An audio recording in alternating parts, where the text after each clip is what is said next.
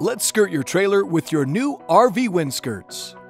Here are the recommended tools: a drill with a 1/8 inch drill bit, Phillips screwdriver or a Phillips bit, measuring tape, masking tape 1/4 inch preferred, a Sharpie or permanent marker, and silicone if desired. You should also have the number of skirt panels you ordered and the included stainless steel screw snaps. You will first measure and mark where you will be attaching the skirt panel. The skirt panel must easily touch the ground and still have some give to accommodate the height variations you may encounter. You can run 1/4 inch masking tape in a straight line along the unit to ensure a nice, balanced horizontal look.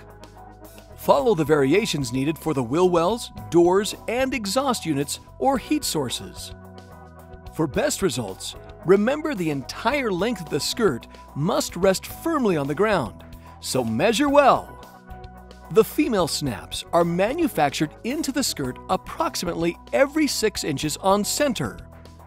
However, because of slight variations, you will want to mark the attachment points at 5 3/4 inches along your tape guide. Once all marks are made, you can remove the masking tape. Use your drill bit to drill holes on your marks. Once drilled, if desired, add a little silicone to seal out moisture. Now, screw in your snaps around the unit.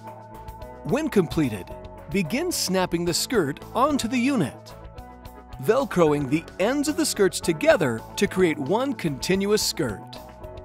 And you're done! As an alternative, if you've decided to use the adhesive, the process is the same except there is no drilling necessary. After creating each mark every 5 3/4 inches with your Sharpie, clean each marked area using alcohol wipes. Once it dries, you can now adhere the snaps. Do not place adhesives on any decals. Please see the enclosed installation guide for details. If installing a fifth wheel, there is a more specific process.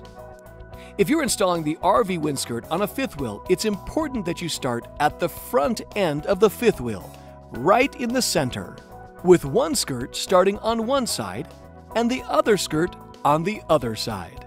This will ensure that you get the proper coverage with your RV WindSkirt.